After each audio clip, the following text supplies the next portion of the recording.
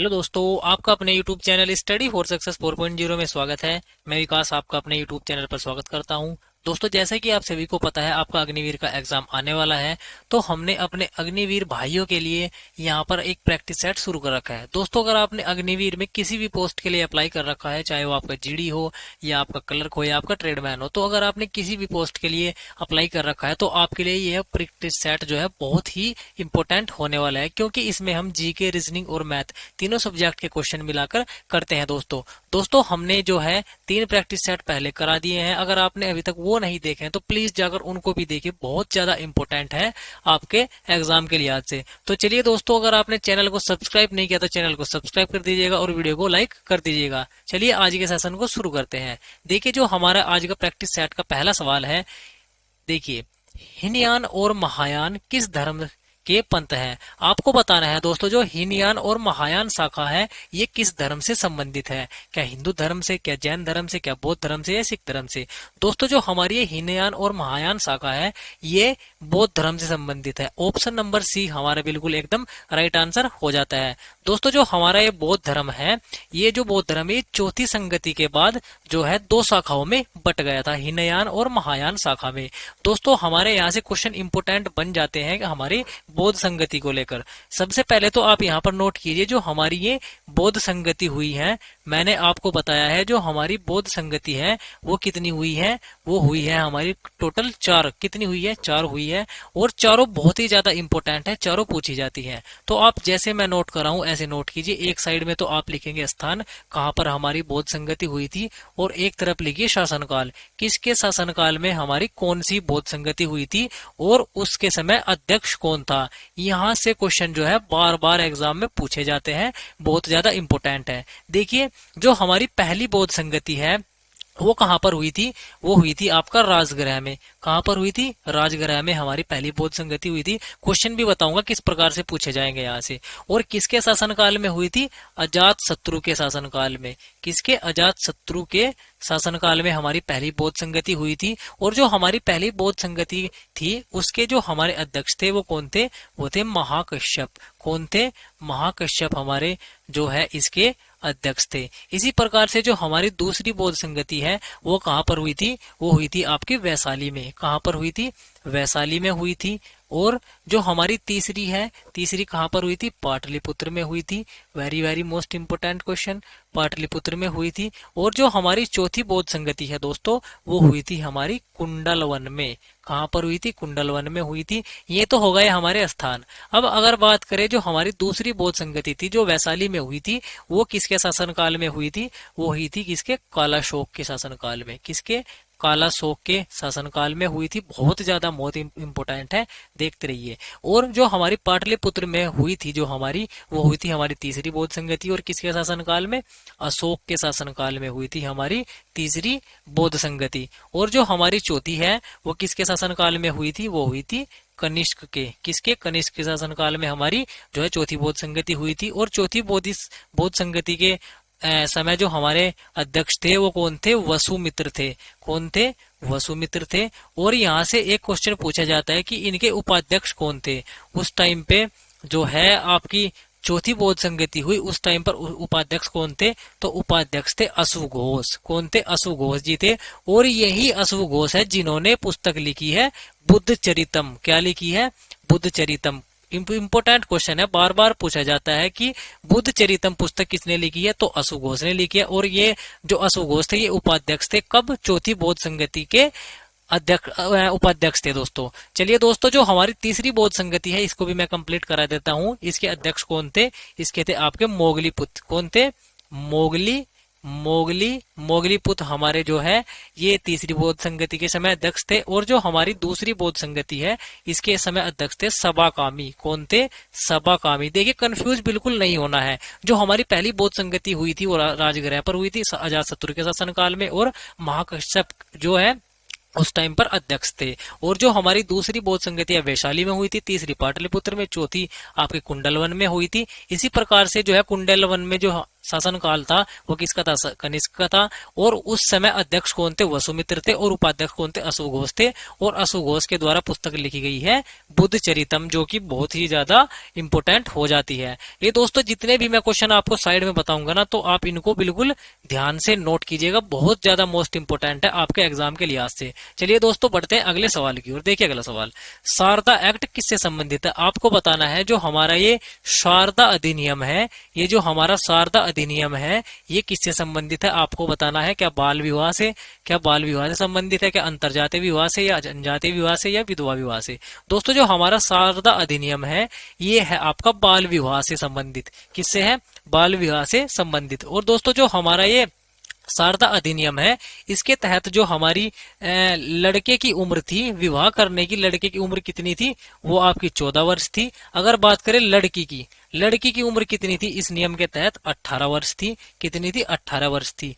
कितनी थी, 18 वर्ष थी। किसके समय, शारदा एक्ट के समय हमारे लड़के की 14 थी और लड़की की 18 वर्ष हमारी एज थी। और दोस्तों इस एज को क्या हुआ, 1978 में, आपका 1978 में क्या कर दिया गया, जो हमारे लड़के थे लड़कों की 18 वर्ष कर दी गई, और आपका लड़कियों की जो है वो कितनी कर दी गई, 21 वर्ष। कितनी कर दी गई, 21 वर्ष। सॉरी दोस्तों, यहाँ पर जो 21 वर्ष है ये आपका लड़कों की एज है। किसकी है, लड़कों की एज है। और 18 वर्ष किसकी है, ये हमारी लड़कियों की एज कर दी गई है। किसके तहत, 1978 में हमारा जो अधिनियम आया था उसके तहत। चलिए दोस्तों बढ़ते हैं अगले सवाल की ओर। देखिए अगला सवाल, जेंदा अवेस्ता किस धर्म से जुड़ा है। आपको बताना है कि जो हमारे जेंदा अवेस्ता एक ग्रंथ है, क्या है, ये एक ग्रंथ है, ये किस धर्म से संबंधित है। क्या पारसी धर्म से, या सिख धर्म से, या बौद्ध धर्म से, या जैन धर्म से।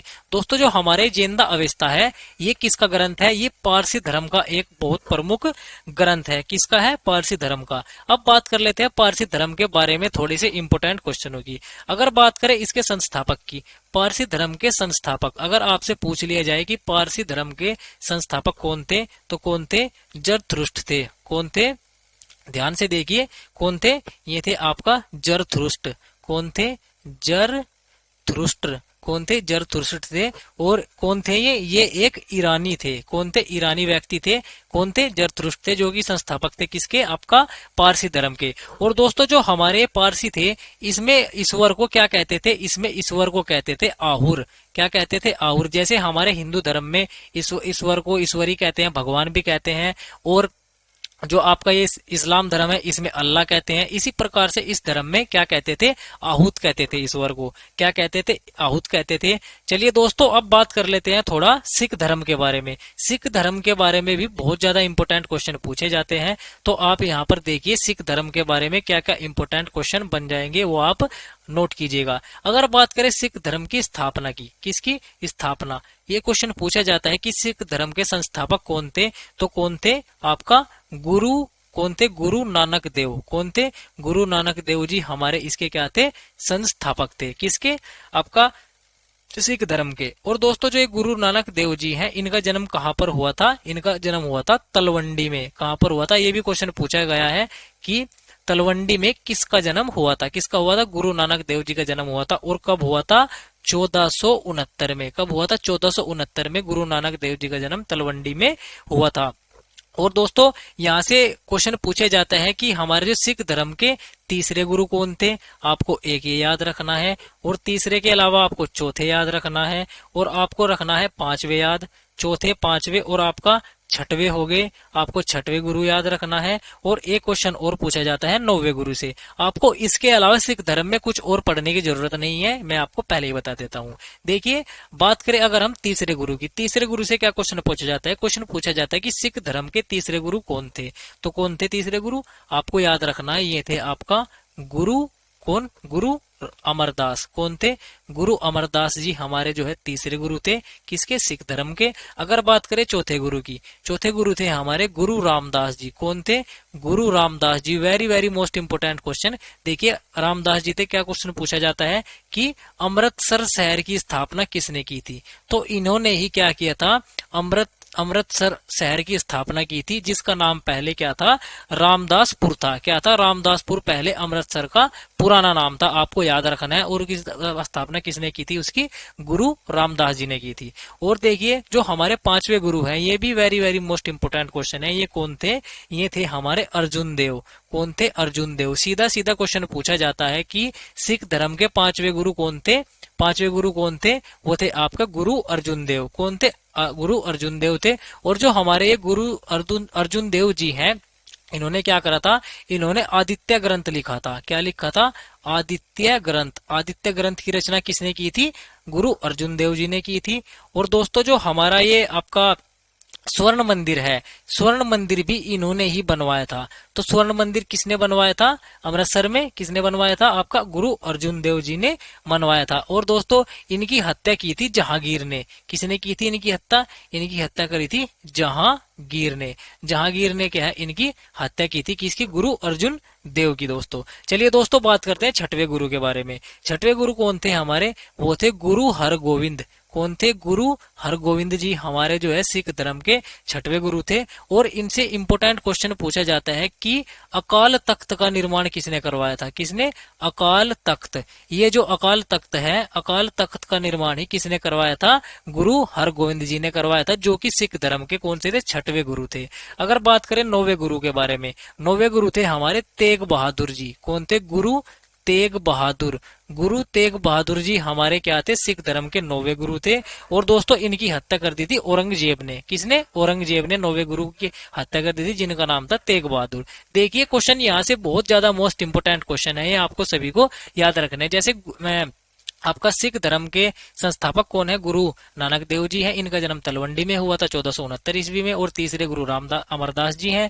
और चौथे गुरु रामदास जी हैं, जिन्होंने अमृतसर शहर बसाया। और जो हमारे पांचवें गुरु हैं वो अर्जुन देव जी हैं, जिन्होंने आदित्य ग्रंथ की रचना की। और स्वर्ण मंदिर का निर्माण भी इन्होंने ही करवाया था। और अगर बात करें छठवें गुरु की, छठवें गुरु हमारे गुरु हरगोविंद जी थे, जिन्होंने अकाल तख्त का निर्माण कराया था। और जो हमारे नौवे गुरु हैं वो आपके तेग बहादुर जी हैं, जिनकी हत्या किसने की थी? औरंगजेब ने इनकी हत्या करवा दी थी। उम्मीद है आप सभी इनको हमेशा याद रखेंगे, बहुत ही ज्यादा इंपॉर्टेंट है। चलिए बढ़ते हैं अगले सवाल की ओर। देखिए अगला सवाल क्वेश्चन नंबर 4। निम्न में से कौन सा ग्रंथ यहूदी धर्म से संबंधित है? आपको बताना है निम्न में से कौन सा ग्रंथ जो है यहूदी धर्म से संबंधित है। जिस प्रकार से अभी ऊपर मैंने बताया है, जेंदा अवेस्ता एक ग्रंथ है जो कि पारसी धर्म से संबंधित है। और आपको बताना है यहूदी धर्म से संबंधित निम्न में से कौन सा ग्रंथ है। क्या धम्मपद है? क्या तोरा है? क्या गुरु ग्रंथ साहिब है? या त्रिपिटक है? दोस्तों जो हमारे यहूदियों का ग्रंथ है वो है आपका तोरा। क्या है? तोरा है। ऑप्शन नंबर बी बिल्कुल एकदम राइट आंसर हो जाता है। और जो हमारे गुरु ग्रंथ साहिब है, ये किसका प्रमुख ग्रंथ है? ये है सिख धर्म का। किसका है? सिख धर्म का हमारा प्रमुख ग्रंथ कौन सा है? आपका गुरु ग्रंथ साहिब है। और अगर बात करें त्रिपिटक की, त्रिपिटक मैंने आपको पिछले प्रैक्टिस सेट में फुल डिटेल में बताया है, मैं आपको डिटेल में नहीं बताऊंगा। फिर भी मैं आपको बता देता हूं कि त्रिपिटक किससे संबंधित है? बौद्ध धर्म से संबंधित है। किससे संबंधित है? बौद्ध धर्म से संबंधित है। दोस्तों मैं आपको बता देता हूं, अगर आपने पिछले प्रैक्टिस सेट नहीं किया ना तो प्लीज जाकर उनको कीजिए, बहुत ही ज्यादा इंपोर्टेंट है। चलिए दोस्तों बढ़ते हैं अगले सवाल की ओर। देखिए अगला सवाल, नंद वंश का अंतिम सम्राट कौन था? आपको बताना है जो ये नंद वंश है, नंद वंश का अंतिम सम्राट कौन था? क्या महापद्म नंद था? क्या घनानंद था? क्या कालाशोक था? दोस्तों जो हमारा ये नंद वंश था, इसका जो अंतिम शासक था वो था आपका घनानंद। कौन था? घनानंद था। कौन था? घनानंद था। अब बात कर लेते हैं नंद वंश के बारे में। जो हमारे नंद वंश है, अगर बात करें इसके संस्थापक की, संस्थापक कौन है इसका? इसका संस्थापक है महापद्म नंद। कौन है? महापद्म नंद कौन है? हमारे नंद वंश के संस्थापक है। किसके हैं? नंद वंश के संस्थापक है। और जो ये महापद्म नंद है, इन्होंने किसकी हत्या करी थी? इन्होंने हत्या करी थी आपकी नंदीवर्धन की। किसकी? नंदीवर्धन की। किसकी की थी? नंदीवर्धन की जो है महापद्म नंद ने क्या करी थी? हत्या करी थी। और जो ये महापद्म नंद था ये किसका था? ये शिशुनाग का अंतिम शासक था। क्या था? शिशुनाग वंश का क्या था? ये अंतिम शासक था। कौन था? अंतिम शासक। अगर मैं आपसे क्वेश्चन पूछ लूं शिशुनाग वंश का अंतिम शासक कौन था? वो था नंदीवर्धन। इसकी हत्या किसने करी थी? महापद्म नंद ने की थी। और किसकी स्थापना कर दी थी? इसने स्थापना कर दी थी नंद वंश की। किसकी कर दी थी? नंद वंश की। अगर बात करें कालाशोक की, यहाँ पर आया है कालाशोक। कालाशोक कौन था? ये कालाशोक भी जो है शिशुनाग वंश से ही संबंधित है। किससे है? शिशुनाग वंश से ही संबंधित जो है हमारा ये कालाशोक है। और दोस्तों जो ये कालाशोक है, कालाशोक ने क्या किया था? इसने अपनी जो राजधानी है वो पाटलिपुत्र क्या कर दी थी? पाटलिपुत्र, पाटलिपुत्र इन्होंने स्थानांतरित कर दी थी। कहाँ कर दी थी? पाटलिपुत्र स्थानांतरित कर दी थी। आपकी क्या राजधानी इसने कर दी थी, क्योंकि जो इनकी पहले राजधानी थी, पहले इनकी राजधानी हुआ करती थी वैशाली। क्या हुआ करती थी? पहले इनकी राजधानी वैशाली हुआ करती थी। तो इसने क्या कर दिया? इसने वैशाली से पाटलिपुत्र अपनी राजधानी ट्रांसफर कर दी। चलिए दोस्तों बढ़ते हैं अगले सवाल की ओर। देखिए अगला सवाल, अंतरराष्ट्रीय तिथि रेखा किसे कहते हैं? आपको बताना है। जो आपकी इंटरनेशनल तिथि रेखा होती है उस किसको कहते हैं? क्या 0 डिग्री को कहते हैं, या 0 डिग्री देशांतर को कहते हैं, या 180 डिग्री देशांतर को कहते हैं? दोस्तों जो हमारी अंतरराष्ट्रीय तिथि रेखा है वो कहते हैं हम 180 डिग्री देशांतर को। किसको कहते हैं? 180 डिग्री देशांतर को कहते हैं। इसी को हम क्या कहते हैं? इसी को कहते हैं अंतरराष्ट्रीय तिथि रेखा। क्या कहते हैं? अंतरराष्ट्रीय अंतरराष्ट्रीय अंतरराष्ट्रीय तिथि रेखा। अंतरराष्ट्रीय तिथि रेखा भी किसी को कहते हैं हम? आपका 180 डिग्री देशांतर को कहते हैं, जो कि कहां से होकर गुजरती है? ये है लंदन के ग्रीनविच से। क्वेश्चन पूछा गया है कि आपकी 180 डिग्री देशांतर रेखा कहां से गुजरती है? लंदन के ग्रीनविच से होकर गुजरती है। और दोस्तों जो हमारा ये भारत का टाइम है ना, इस क्या है ये आपका अंतरराष्ट्रीय तिथि रेखा से कितना है? 5.5 घंटे आगे है। कितना है? 5.5 घंटे हमारा भारतीय समय इससे आगे है। ये भी क्वेश्चन पूछा जाता है। Very very most important question है, आपको हमेशा याद रखना है। चलिए दोस्तों बढ़ते हैं अगले सवाल की ओर। क्वेश्चन नंबर 7 देखिए, निम्न में कौन सा आग्नेय चट्टान का एक प्रकार है? आपको बताना है आग्नेय शैल का निम्न में से कौन सा एक उदाहरण है। क्या संगमरमर है, क्या स्लेट है, क्या ग्रेनाइट है, या इनमें से कोई नहीं? दोस्तों जी इनमें से हमारा आग्नेय शैल है वो है हमारी ग्रेनाइट। ऑप्शन नंबर सी हमारा बिल्कुल एकदम राइट आंसर हो जाता है। चलिए दोस्तों अगला सवाल, पनामा नहर किन 2 महासागरों को जोड़ती है? आपको बताना है पनामा नहर किन 2 महासागरों को जोड़ती है। क्या भूमध्य सागर और लाल सागर को जोड़ती है? नहीं, भूमध्य सागर और लाल सागर को कौन सी जोड़ती है? वो जोड़ती है आपकी स्वेज नहर। कौन सी जोड़ती है? स्वेज नहर जोड़ती है। और अगर बात करें प्रशांत महासागर और अटलांटिक महासागर की, इसको जो है आपका जोड़ती है पनामा नहर। ऑप्शन नंबर बी हमारा बिल्कुल एकदम राइट आंसर हो जाता है। चलिए दोस्तों देखिए अगला सवाल, क्वेश्चन नंबर 9, सुनामी किस भाषा का शब्द है? आपको बताना है जो ये सुनामी है ये किस भाषा का शब्द है। क्या जर्मन भाषा का, क्या पुर्तगाली है, जापानी या चीनी? दोस्तों जो हमारी सुनामी है ये है हमारा जापानी भाषा का शब्द। जापानी भाषा का शब्द। ऑप्शन नंबर सी हमारे बिल्कुल एकदम राइट आंसर हो जाता है। चलिए दोस्तों अगला सवाल, क्वेश्चन नंबर 10, सिस्मोग्राफ किसे मापने के लिए काम में लाया जाता है? जो हमारे सिस्मोग्राफ है ये यंत्र किसको मापने के लिए प्रयोग किया जाता है? क्या सागरीय तरंगों को, ज्वार भाटे को, क्या भूकंपीय तरंगों को, या इनमें से कोई नहीं? दोस्तों जो हमारा ये सिस्मोग्राफ है, सिस्मोग्राफ से क्या मापा जाता है? भूकंप नापा जाता है कि कितना भूकंप है। यानी कि ऑप्शन नंबर सी हमारा बिल्कुल एकदम राइट आंसर हो जाता है। भूकंपीय तरंगों को मापने के लिए किसका प्रयोग किया जाता है? सिस्मोग्राफ का प्रयोग किया जाता है, आपको हमेशा याद रखना है। चलिए दोस्तों अगला सवाल, ईवीएम का पूर्ण रूप क्या है? दोस्तों ये वही ईवीएम है जो हमारे यहाँ पर चुनाव में आती है। ईवीएम का मतलब क्या होता है? इलेक्ट्रिक वोटिंग मशीन होता है, इलेक्शन वोटिंग मशीन होता है, या इसेंशियल वोटिंग मशीन होता है, या इलेक्ट्रॉनिक मशीन?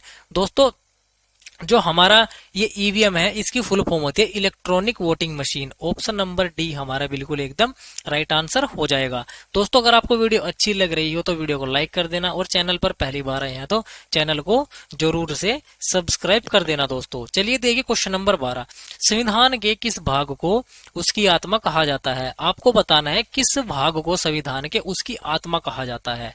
क्या प्रस्तावना को कहा जाता है, क्या मौलिक अधिकार को कहा जाता है, क्या राज्य के नीति निर्देशक तत्वों को संविधान की आत्मा कहा जाता है?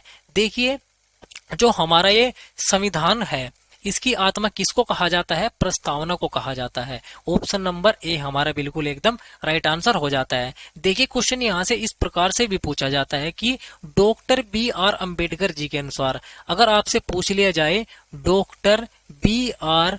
बी आर अम्बेडकर जी के अनुसार जो है संविधान की आत्मा किसको कहा गया है, तो किसको कहा है, आर्टिकल 32 को कहा गया है, जो कि है संवैधानिक उपचारों का उपचार। क्या है, संवैधानिक संवैधानिक संवैधानिक उपचारों का उपचार। क्या है, संवैधानिक उपचारों का उपचार doctor B R Ambedkar ji के अनुसार जो है संविधान की क्या है, आत्मा है। क्या है, संविधान की आत्मा है। अगर बात करें मौलिक अधिकार की, जो हमारे मौलिक अधिकार हैं ये दोस्तों हैं हमारे भाग 4 में। किसमें है, सॉरी दोस्तों, मौलिक अधिकार है हमारे भाग 3 में। किसमें है, भाग 3 में क्या है, हमारे मौलिक अधिकार बताए गए हैं, जो कि आर्टिकल 12 से 35 तक है। कहां तक है, 12 से 35 तक हमारे क्या है, मौलिक अधिकार है संविधान के भाग 3 में। और जो हमारे ये मौलिक अधिकार हैं ये कहां से लिए गए हैं, very very most important question, ये लिए गए हैं आपके यूएसए से। कहां से लिए गए हैं, यूएसए से ये लिए गए हैं। चलिए दोस्तों देखिए आगे, राज्य के नीति निर्देशक तत्व। अगर मैं बात करूं राज्य के नीति निर्देशक तत्वों की, ये किस में बताए गए हैं, ये बताए गए हैं हमारे संविधान के भाग 4 में। किस में बताए गए, भाग 4 में बताए गए हैं। और आर्टिकल 36 से 51 तक इनके बारे में बताया गया है। अगर आपसे क्वेश्चन पूछ लिया जाए कि राज्य के नीति निर्देशक तत्व यानी कि डीपीएसपी जो है किस भाग में है, भाग 4 में है, और आर्टिकल 36 से 51 तक इनका जिक्र है। चलिए दोस्तों, मैंने आपको पिछले प्रैक्टिस सेट में क्या कराया था, आपको 1 से लगाकर 4 तक आर्टिकल करा दिए थे। चलिए अब करते हैं हम भाग 1, तो हमने कंप्लीट कर लिया। अब करते हैं हम भाग 2 के बारे में बात। आप नोट कीजिए भाग 2। भाग 1 मैं पहले करा चुका हूं आपको पहले प्रैक्टिस सेट में, तो आप वो जाकर देख लीजिएगा। अगर बात करते हैं हम भाग 2 की, भाग 2 में क्या बताया गया है, भाग 2 में बताया गया है नागरिकता के बारे में। क्या बताया गया है, नागरिकता के बारे में। किसमें बताया गया, भाग 2 में बताया गया है, जो कि आर्टिकल कहां से कहां तक है, 5 से 11 तक है। 1 से 4 तक मैंने आपको बता दिया है, संघ एवं उसके राज्य क्षेत्र है, वो मैंने आपको पिछले प्रैक्टिस सेट में बता दिया है। चलिए अब बात करते हैं आर्टिकल 5 के बारे में। आर्टिकल 5 में क्या बताया गया है, आर्टिकल 6 में क्या बताया गया है, और आपका आर्टिकल 7 में क्या बताया गया है, आर्टिकल 7 में क्या बताया गया है, और आपका आर्टिकल 8 इंपोर्टेंट नहीं है, आप आर्टिकल 9 नोट कीजिए। आर्टिकल 9 में क्या बताया गया है, देखिए। अगर बात करते हैं हम आपका आर्टिकल 5 के बारे में, आर्टिकल 5 के बारे में बताया गया है संविधान के लागू होने के समय निवास के आधार पर नागरिकता। क्या बताया गया है, संविधान के जब हमारा संविधान लागू हुआ था ना, तो उस समय जो हमारे यहाँ के निवासी थे उनकी नागरिकता किस प्रकार से दी जाएगी, वो बताया गया है हमारा आर्टिकल 5 में। क्या बताया गया है, संविधान लागू के समय, संविधान लागू होने के समय जो हमारे निवासी हैं उनकी नागरिकता के बारे में किसमें बताया गया है, आर्टिकल 5 में बताया गया है। जो और जब हमारे भारत का पाकिस्तान से जो है विभाजन हो गया था, तो उसमें क्या बताया गया है, उसमें कुछ लोग पाकिस्तान से भारत भी गए थे और कुछ भारत से पाकिस्तान गए थे, तो उनके बारे में किसमें बताया गया है, आर्टिकल 6 में बताया गया है। आर्टिकल 6 में किसके बारे में बताया गया है, जो पाकिस्तान से भारत आए थे, पाकिस्तान से भारत आने वाले लोगों के बारे में जो नागरिकता है वो किसके बारे में बताया गया है, आर्टिकल 6 में बताया गया है। और अगर बात करें आर्टिकल 7 में, आर्टिकल 7 में था जो भारत से पाकिस्तान गए थे, किनके बारे में बताया गया, जो भारत से पाकिस्तान गए थे, भारत से पाकिस्तान के जाने वाले लोगों के लिए किस आर्टिकल में बताया गया है, आर्टिकल 7 में बताया गया है। और दोस्तों अगर बात करते हैं हम आर्टिकल 9 की, आर्टिकल 9 में है नागरिकता का निलंबन। क्या है, नागरिकता का निलंबन। निलंबन से क्या संबंध है, निलंबन से मतलब है कि नागरिकता किस प्रकार से छीनी जाएगी। तो किस आर्टिकल में बताया गया है, आर्टिकल 9 में बताया गया है। आर्टिकल 5 में क्या बताया गया है, संविधान लागू होने के समय जो हमारे मूल निवासी थे उनके बारे में, नागरिकता के बारे में किस में बताया गया है, आर्टिकल 5 में बताया गया है। आर्टिकल 6 में क्या बताया गया है, पाकिस्तान से भारत जाने वाले लोगों के बारे में जो है नागरिकता के बारे में किस में बताया गया, आर्टिकल 6 में बताया गया है। और आर्टिकल 7 में जो भारत से पाकिस्तान गए थे उनके बारे में आर्टिकल 7 में बताया गया है। और आर्टिकल 9 में बताया गया है नागरिकता किस प्रकार से छीनी जाएगी, वो आर्टिकल 9 में बताया गया है। उम्मीद करता हूं आप सभी को क्लियर हो गया होगा। चलिए दोस्तों बढ़ते हैं अगले सवाल की ओर। देखिए अगला सवाल, भारत के संविधान का अभिभावक कौन होता है? आपको बताना है जो भारत के संविधान का पिता है वो किसको कहा जाता है? क्या राष्ट्रपति को, क्या प्रधानमंत्री को, या सर्वोच्च न्यायालय को, या निर्वाचन आयोग को? दोस्तों जो हमारे संविधान का अभिभावक है या संविधान का संरक्षक, क्या है? संविधान का संरक्षक कौन है हमारा? वो है सर्वोच्च न्यायालय। ऑप्शन नंबर सी हमारा बिल्कुल एकदम राइट आंसर हो जाता है। चलिए दोस्तों अब बात कर लेते हैं राष्ट्रपति जी के बारे में। राष्ट्रपति जी से क्या क्या क्वेश्चन इंपोर्टेंट होते हैं वो आप यहाँ पर नोट कीजिए, एक भी क्वेश्चन बाहर नहीं जाएगा। अगर बात करें राष्ट्रपति जी की, राष्ट्रपति जी आर्टिकल किस में आते हैं? आर्टिकल 52 से 61 किस में है? राष्ट्रपति जी का आर्टिकल 52 से 61 तक कौन है? राष्ट्रपति जी हैं।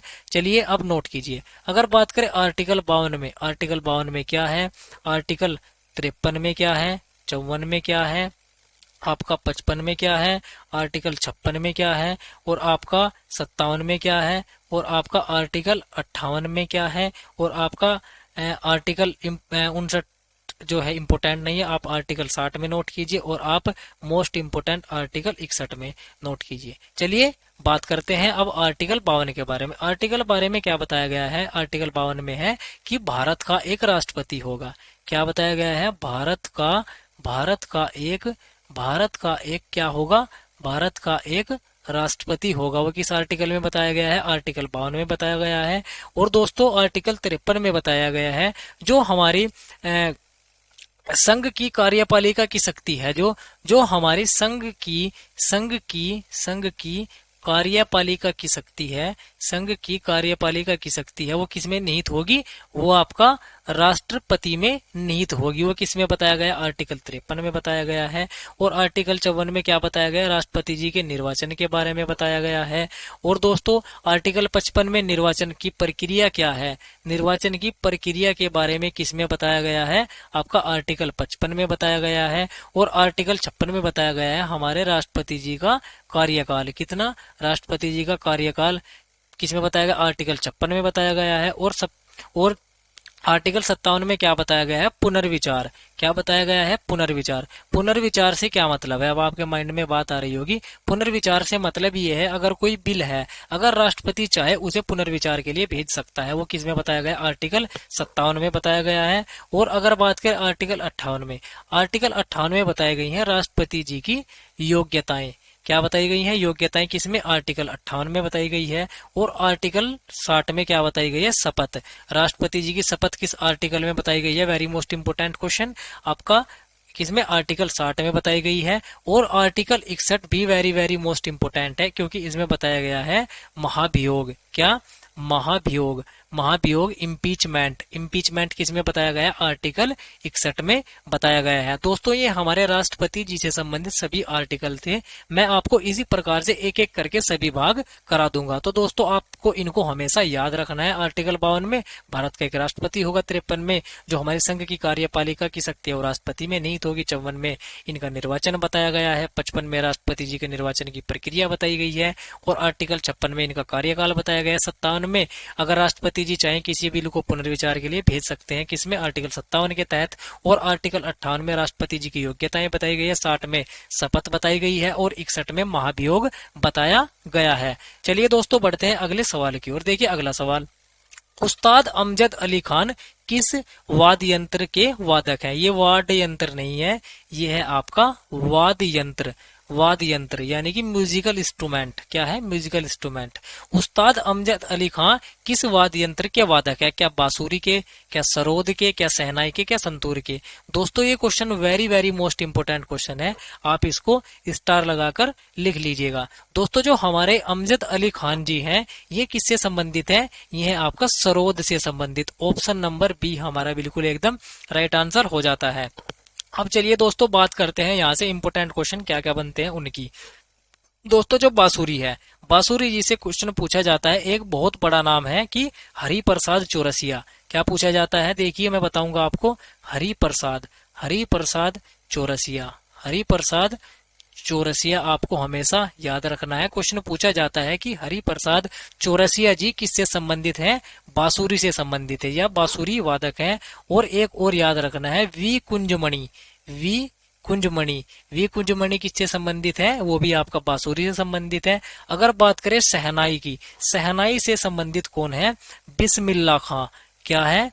बिस्मिल्लाह, बिस्मिल्लाह, बिस्मिल्लाह खां किससे संबंधित है? आपका शहनाई से संबंधित है। Very very most important question, बहुत ही ज्यादा एग्जाम में पूछा जाने वाला क्वेश्चन है। ठीक, अगर बात करें संतूर की, संतूर से आप एक नाम हमेशा याद रखिएगा, शिव कुमार शर्मा जी। कौन है? शिव कुमार, शिव कुमार शर्मा जी किससे संबंधित है? आपका ये है आपका संतूर से संबंधित है। और आप एक नाम और याद रख सकते हैं, भजन सोपारी। कौन? भजन, भजन सोपारी जी। ये भी क्वेश्चन बार बार पूछा जाता है कि भजन सोपारी किस वाद्य यंत्र से संबंधित है? संतूर से। शिव कुमार शर्मा जी भी संतूर से ही है। दोस्तों ये क्वेश्चन बहुत ज्यादा रिपीटेड क्वेश्चन है, तो आपको हमेशा याद रखना है। चलिए अगला सवाल, ये देखिए क्वेश्चन आ गया हमारा रीजनिंग का। किसी निश्चित कूट भाषा में FULITE को UFITEL लिखा जाता है, तो उसी कूट भाषा में सैंडम को ESDLOM लिखा जाता है, तो उसी भाषा में कोर्टेक्स को किस प्रकार लिखेंगे? दोस्तों मैं आपको बता देता हूं, इसमें लॉजिक आपको किस प्रकार से ढूंढना है। देखिए, आपको जो पहले से में जो लॉजिक लगा हुआ है वही लॉजिक हमारा दूसरे में अप्लाई होना चाहिए, तभी हमारा जो है तीसरे में वही हमें क्या करना है? अप्लाई करना है। देखिए, सबसे पहले तो आप इसको लिख लीजिए ऐसे, FUTILE, ये क्या है? और इनके आप क्या बना लीजिए, दो दो के जोड़े बना लीजिए, ऐसे बना लिए। और अब इसके नीचे लिखिए क्या है?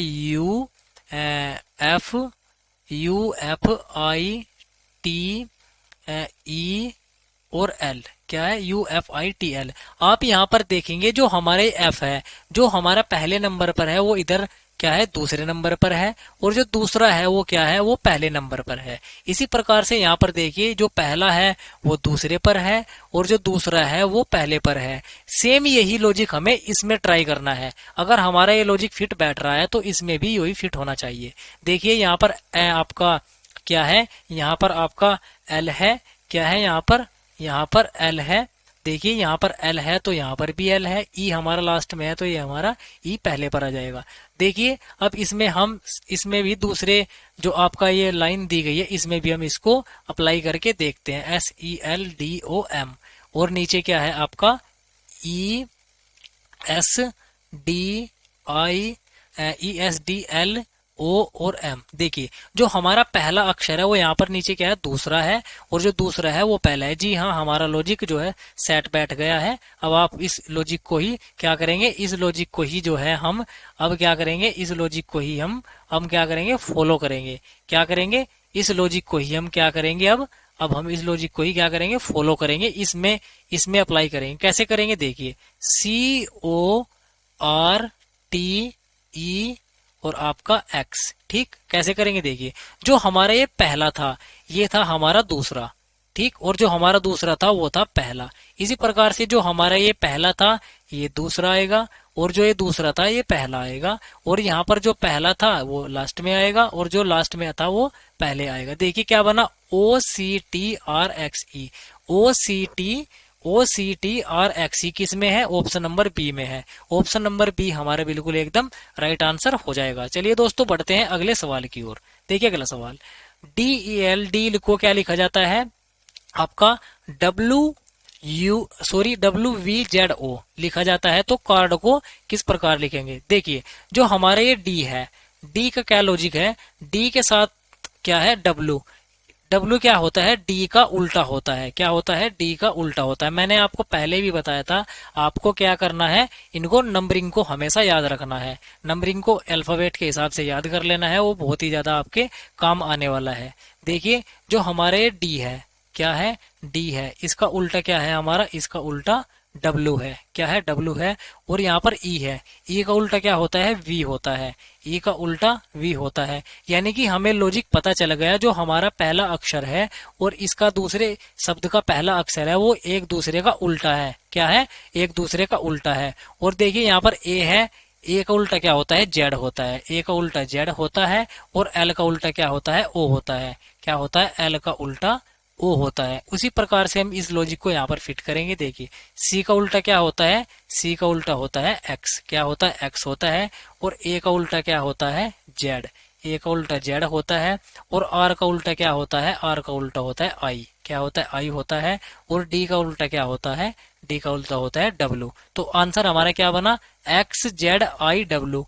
एक्स जेड आई डब्ल्यू है किसी में, देखिए x Z I W, option number A हमारा बिल्कुल एकदम राइट आंसर हो जाएगा। चलिए दोस्तों अगला सवाल देखिए, 12:134 समानुपात 16 आपको बताना है यहाँ पर क्या आएगा। देखिए अगर मैं आपको अगर मैं इस क्वेश्चन को जो है थोड़ा सा ध्यान से देखता हूँ, ध्यान से देखिए, 12 का स्क्वायर क्या होता है, 12 का स्क्वायर होता है हमारा 144। कितना होता है 144, 144, जबकि यहाँ पर आया है 134। अगर मैं 144 में से 10 माइनस कर दूं तो हमारा कितना आ जाएगा, 134 आ जाएगा। इसी लॉजिक को इसमें फिट करके देखिए, जो हमारा 16 है, 16 का स्क्वायर कितना होता है, 16 का स्क्वायर होता है 256। अगर मैं 256 में से 10 माइनस करता हूं तो आपका कितना आता है 246। क्या किसी ऑप्शन में है, जी हाँ ऑप्शन नंबर डी में है, यही हमारा राइट आंसर हो जाएगा। चलिए दोस्तों बढ़ते हैं अगले सवाल की ओर। उम्मीद करता हूं आप सभी को सभी सवाल समझ में आ रहे होंगे। अगर आपका कोई भी क्वेश्चन में कोई भी डाउट है तो आप नीचे कमेंट कर सकते हैं। देखिए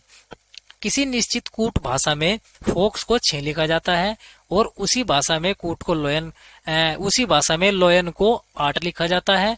और आपका उसी कूट में टाइगर को आप क्या लिखेंगे। देखिए जो हमारा फोक्स है, फोक्स को क्या लिखा गया है 6 लिखा गया है। और लोयन, लोयन को क्या लिखा गया है 8 लिखा गया है। और टाइगर को TIGER, टाइगर को हम क्या लिखेंगे ये हमें बताना है। देखिए यहाँ पर 1 2 3, 3 हमारे नंबर है और 3 की गुणा किस में हो रही है 2 में, तो कितना हो गया 6 हो गया। उसी प्रकार से यहाँ पर देखिए अगर ये लॉजिक है तो इसमें भी 2 का गुणा वाला लॉजिक बैठना चाहिए। जैसे देखिए यहाँ पर 1 2 3 4, यहाँ पर 4 अक्षर हैं, अगर मैं इसकी 2 से गुणा कर देता हूँ कितना बैठता है 8, यानी कि लॉजिक हमारा काम कर गया। अब हम इसी प्रकार से इसमें ही लगाएंगे, जैसे 1 2 3 4 और 5, 5 की गुणा मैं 2 से करता हूं तो कितना आता है 10, कितना आता है 10 आता है। ऑप्शन नंबर बी बिल्कुल एकदम हमारा राइट आंसर हो जाता है। चलिए दोस्तों अगला सवाल देखते हैं किस प्रकार से पूछा गया है, आएंगे।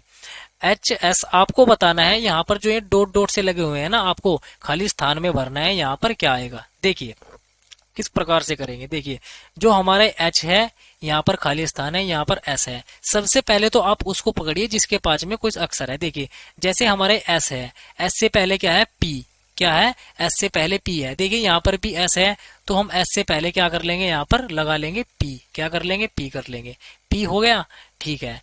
और अब बात करते हैं हम P के बाद, देखिए यहाँ पर क्या है S है, P के बाद यहाँ पर भी S है, तो P के बाद यहाँ पर भी क्या होना चाहिए, यहाँ पर भी S होना चाहिए। क्या होना चाहिए, यहाँ पर भी S होना चाहिए, ठीक। और यहाँ पर देखिए क्या है P, P के बाद S हो गया, P के बाद S हो गया। अब बात करते हैं P से पहले क्या है, यहाँ पर देखिए P से पहले क्या H है, तो यहाँ पर होना चाहिए H, क्या होना चाहिए H होना चाहिए। और S के बाद क्या आता है, देखिए यहाँ पर S के बाद यहाँ पर है C, तो यहाँ पर S के बाद C होना चाहिए। और यहाँ पर भी S है तो यहाँ पर भी C होना चाहिए, क्या होना चाहिए C होना चाहिए। और C के बाद क्या है, यहाँ पर H है तो C के बाद भी यहाँ पर H होना चाहिए, क्या होना चाहिए H होना चाहिए। देखिए क्या आंसर बन गया हमारा PCHCHS, है कोई से में PCHCHS, किसमें, ऑप्शन नंबर ए में। ऑप्शन नंबर ए हमारा बिल्कुल एकदम राइट आंसर हो जाता है। चलिए दोस्तों अगला सवाल देखिए, अगला सवाल, परमाणु नाभिक की खोज किसने की थी। आपको बताना है परमाणु के नाभिक की खोज किसने की थी। दोस्तों जो परमाणु का नाभिक है उसकी खोज की थी रदरफोर्ड ने। ऑप्शन नंबर ए हमारा बिल्कुल एकदम राइट आंसर हो जाता है। चलिए दोस्तों बढ़ते हैं अगले सवाल की ओर। देखिए अगला सवाल, 8 के पहले 4 धनात्मक गुणांकों का औसत क्या है। आपको बताना है 8 के पहले 4 गुणांक, 8 के पहले 4 गुणांक, गुणांक का मतलब होता है गुणज, यानी कि 8 का पहाड़ा। लिख लीजिए 8 एकम 8, 8 दूनी 16, 8 तिया 24 और 8 चौके 32, कितने हो गए 32 हो गए। पहले 4 1 2 3 4। आपको बताना है इनका एवरेज क्या होगा, क्या बताना है इनका एवरेज क्या होगा। एवरेज मैं आपको पहले प्रैक्टिस सेट से ही बता रहा हूं, एवरेज होता है बीच का नंबर, क्या होता है बीच का नंबर। देखिए एक इधर छोड़ दीजिए, एक इधर छोड़ दीजिए, बीच में कितने बचे, ये बचे। और 24 और 16 कितने होते हैं आपका 6 और 4 कितना हुआ 10, और आपका 2 3 और 1 4 कितना होता है 40। आप इसको जब 2 से भाग कर दीजिए, तब 2 से हम 40 को काटेंगे, 20 दूनी 40 यानी कि 20। एवरेज कितना आ गया हमारा 20। ऑप्शन नंबर सी हमारा बिल्कुल एकदम राइट आंसर हो जाता है। जो हमारे 8 के पहले 4 धनात्मक गुणांक है उनका एवरेज कितना है 20। ऑप्शन नंबर सी बिल्कुल एकदम राइट आंसर हो जाता है। चलिए दोस्तों अगला सवाल देखिए, ए अनुपात बी बराबर कितना दे रखा है आपका, ए अनुपात बी बराबर कितना दे रखा है 5:8 दे रखा है, और बी अनुपात सी कितना दे रखा है, बी अनुपात सी दे रखा है 11:13। इनको आप इसी प्रकार से लिख लीजिएगा और यहाँ पर लिख लीजिएगा ए बी और सी, ये हमारा तीनों का अनुपात आ जाएगा।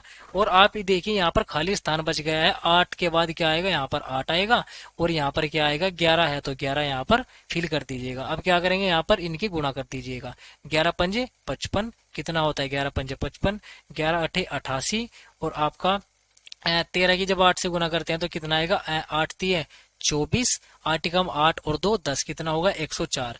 देखिए क्वेश्चन में क्या दिया गया है, ए बराबर 110, यानी कि हमारा यहाँ पर ए कितना है, ए है हमारा 55, कितना है 55। 55 पार्ट की वैल्यू कितनी दे रखी है हमारी 110 के बराबर, कितनी 110, और 55 दूनी कितना होता है, एक पार्ट की वैल्यू आ गई 2। हमें क्या ज्ञात करना है, हमें निकालना है सी का मान। सी हमारे अकॉर्डिंग कितना है, हमारे अकॉर्डिंग है 104, तो 2 की गुना कर देंगे 104 में, कितना हो जाएगा 104 का डबल होता है 208, कितना होता है 208, यानी कि ऑप्शन नंबर सी हमारे बिल्कुल एकदम राइट आंसर हो जाएगा। दोस्तों समझ में तो आ रहा है ना, तो ठीक है समझते रहिए। इसी प्रकार से अगर डाउट हो रहा है ना कुछ भी तो नीचे जरूर कमेंट कीजिएगा। चलिए अगला सवाल देखिए, क्वेश्चन नंबर 23 है, यदि पी क्यू से 33.33% कम कमाता है तो क्यू पी से कितने परसेंट अधिक कमाता है। देखिए सबसे पहले तो आपको करना क्या है, जो हमारा ये 33.33% है इसको 33 सही 1/3% भी दे सकता है, तो ये भी इसी की फ्रैक्शन वैल्यू है, आपको याद रखना है। सबसे पहले तो आप लिख लेंगे इसको आपका फ्रैक्शन में, जो हमारा 33.33% होता है इसकी आपकी जो है ये फ्रैक्शन वैल्यू आपको देख लेनी है। सबसे पहले तो क्या हो जाएगी, सबसे पहले तो आपको इन सभी फ्रैक्शन वैल्यू को हमेशा याद रखना है जो इंपोर्टेंट हो जाती है। ठीक, देखिए जो हमारा ये फ्रैक्शन वैल्यू है ये आपका क्या होती है 33% की, ये होती है आपका 1/3, कितनी होती है 1/3। कैसे होती है देखिए 33 99 और 100, 100/3। जब हम परसेंटेज निकालेंगे तो 100 से करेंगे भाग, 100 से 100 कट गया तो कितना बच गया 1/3। 1/3 ये ऐसे आया, कभी आपके माइंड में आ रहा हो कि 33.33 का मतलब 1/3 कैसे होता है, वो ऐसे होता है, इसको फ्रैक्शन में चेंज करके होता है। देखिए क्वेश्चन में क्या कहा गया है, पी क्यू से, यहाँ पर ध्यान से देखिए पी किससे है, क्यू से। मैं आपको पहले से ही बता रहा हूं, जो जिसके साथ से लगा होता है वो क्या होता है, वो आपका निचले वाला नंबर होता है। क्या होता है निचले वाला, तो क्यू से यानी कि क्यू हो गया हमारा 3, कम है कितना, कितना कम है, वो है आपका 1 कम, तो कितना होगा ये 2 होगा, कितना होगा 2 होगा। 2 और 3 में कितने का अंतर है, 1 का अंतर है। तो देखिए क्या पूछा है, क्यू पी से, क्या रखना है पी से, आपको पी नीचे रखना है। पी कितना है हमारा 2 है, तो कितना है 2, और परसेंट का मतलब है तो परसेंट लगा दीजिएगा, तो कितना आ जाएगा 5 2 पंजे 10 यानी कि 50। कितना परसेंट अधिक कमाता है 50%, किस से, पी से। ऑप्शन नंबर डी हमारा बिल्कुल एकदम राइट आंसर हो जाता है। चलिए दोस्तों बढ़ते हैं अगले सवाल की ओर। देखिए क्वेश्चन नंबर 24 किस प्रकार से है, यदि एक वस्तु का विक्रय मूल्य तथा क्रय मूल्य आपका 1333 रुपए तथा 2150 रुपए है, तो आपको हानि प्रतिशत बतानी है। देखिए मैंने आपको बताया है विक्रय मूल्य और क्रय मूल्य क्या होता है। क्रय मूल्य तो वो होता है जिस पर मैं किसी वस्तु को खरीद के लाता हूं, और विक्रय मूल्य होता है जिस पर मैं किसी वस्तु को बेच देता हूं। ठीक, ये मैंने आपको पहले भी बताया है। अगर बात करते हैं विक्रय मूल्य की, विक्रय मूल्य कितना है आपका, विक्रय मूल्य है 1333 रुपए। 1333 रुपए में बेच दी, और खरीदी कितनी थी सीपी यानी कि कॉस्ट प्राइस कितना है आपका 2150 रुपए। तो हानि कितनी की हुई इसको, जब मैं कोई वस्तु 2150 रुपए की खरीद के लाया और 1333 रुपए की मैंने वो आपको बेच दी है, तो मुझे घाटा कितने का होगा। आप 2150 में से 1333 को घटा लेंगे तो क्या आएगा, यहाँ पर 10 में से 3 गए 7, और यहाँ पर बचा कितना 1, और यहाँ पर कितना 8 आ गया। और जो हमारी लाभ या हानि प्रतिशत होती है वो किस पे निकलती है, सीपी पे निकलती है, और सीपी हमारे कितना है 2150, मल्टीप्लाई कर देंगे 100 से। दोस्तों जब हम इसको सोल्व कर लेते हैं ना, तो हमारा क्या आंसर आएगा यहाँ पर, हमारा आंसर आएगा 38%। आप इसको करके देख लेना, नहीं तो आपको थोड़ा सा यहाँ पर टाइम लग जाएगा, कर तो मैं भी दूंगा। इसका जो आंसर आ जाएगा वो आएगा आपका 38%। क्या आएगा, 38%। ऑप्शन नंबर ए हमारा बिल्कुल एकदम राइट आंसर हो जाता है। चलिए दोस्तों बढ़ते हैं आज के अंतिम सवाल की ओर। देखिए आपका अंतिम सवाल, कितनी धनराशि 10 वर्षों में 5% वार्षिक साधारण ब्याज से 120 रुपए हो जाएगी। देखिए जो हमारा साधारण ब्याज का सूत्र होता है, एसआई होता है, सिंपल इंटरेस्ट होता है, पी आर टी अपॉन क्या होता है, 100 होता है। क्या होता है, 100 होता है। एसआई क्या होता है हमारा, ये होता है साधारण ब्याज, टी प्रिंसिपल होता है, आर रेट होती है, टी टाइम होता है। ये इसमें आपको बता देता हूं मैं। और देखिए क्वेश्चन में क्या दिया गया है, हमारा जो ब्याज है वो कितना दिया गया है, 120 रुपए। कितना दिया गया, 120 रुपए दिया गया है। धनराशि यानी कि मूलधन हमें निकालना है। दर हमारी कितनी दे रखी है, आपका 5% दे रखी है। और टाइम कितना दे रखा है, 10 वर्ष दे रखा है। कितना, 10 वर्ष दे रखा है। और बटे करेंगे हम किससे, 100 से। एक जीरो से एक जीरो कट जाएगी, 5 दूनी 10। और जब हम इस P की वैल्यू निकालेंगे, इसकी 2 की गुना हो जाएगी 120 में, तो 120 दूनी कितना होता है, 240। कितना होता है, 240। यानी कि ऑप्शन नंबर डी हमारा बिल्कुल एकदम राइट आंसर हो जाता है। दोस्तों ये थे हमारे आज के प्रैक्टिस सेट के 25 क्वेश्चन।